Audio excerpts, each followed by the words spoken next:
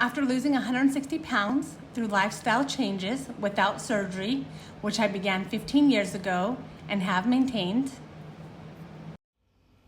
did getting my diabetes in control contribute to my weight loss, or did my weight loss help with getting my diabetes in control? What an egg scramble did to my blood sugar. Will my blood sugar spike or remain controlled? I made this breakfast with 2 large eggs, half of a white potato, 1/4 cup of Pico de Gallo, and half a teaspoon of avocado oil. The approximate nutritional value is 235 calories, 14 grams of protein, 18 grams of carbs. The glycemic index is moderate due to the potato. I've been fasting for 12 hours, where 7 to 8 hours of that was sleep. 2 hours later, will my blood sugar spike or remain controlled?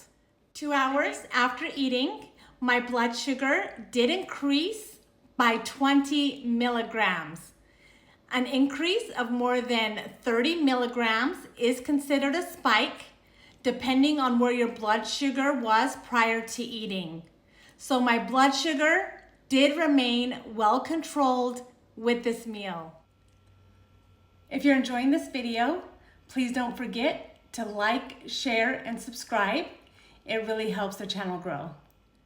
Comment below if you'd like me to try a specific food to see how it affects my blood sugar. Next time, I'm going to try a tortilla instead of potatoes to see the difference. I also have different playlists where I talk about weight loss, diabetes, cooking, health, and wellness.